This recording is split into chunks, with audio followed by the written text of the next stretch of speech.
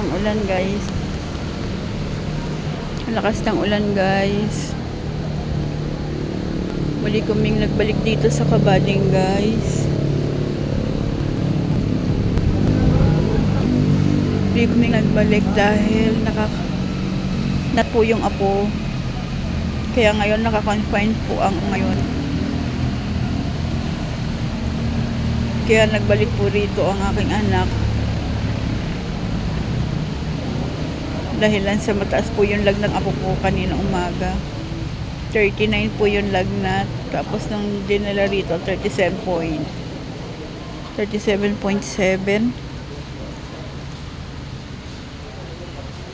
Kaya guys, nandito po kami. Muli po kaming nagbalik dito sa may Kabading. Kakaawa guys. Puro turok na lang nangyayari dun sa apo ko. Ang hirap guys. Ang hirap. Sobra hirap. Ganito pala yun ano. Ganito pala pag may sakit yung apo mo. Lalo na kauna-unahan apo. Ang hirap guys. Ang sakit sa kalooban guys.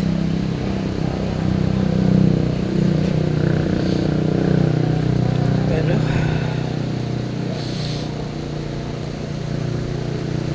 gagaling din yan. Gagaling din yung apo ko guys.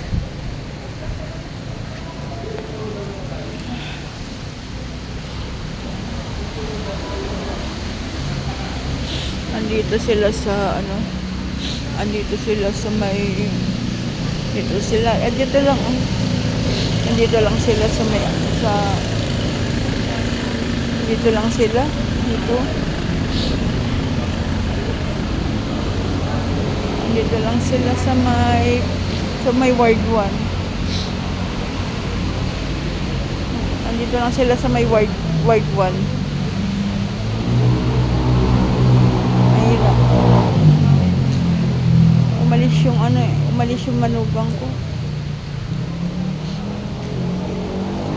Umalis siya eh. Umuwi sa kanila.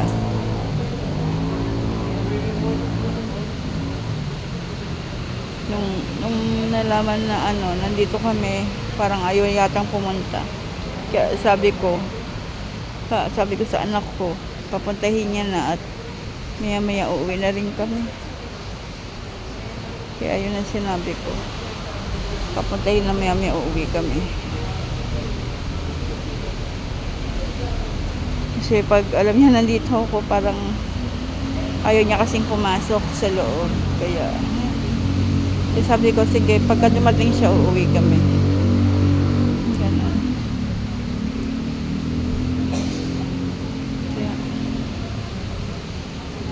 maya-maya, uuwi rin kami guys pagdating niya, ano, pagdating ni Pong, uwi kami maya-maya.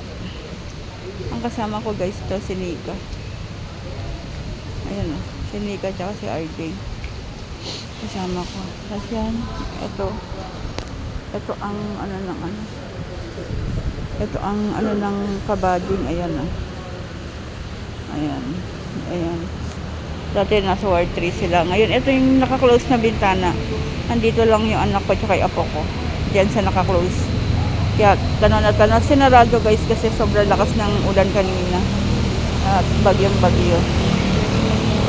Ayan, kahit na hating gabi na guys, meron pa rin ano, mga tao. Ayan, may mga tao pa rin. Kaya ayan.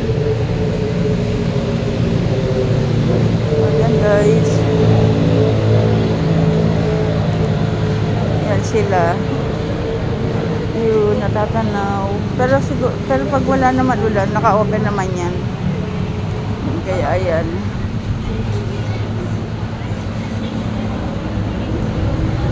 Paano guys? Bye-bye. Salamat sa panonood.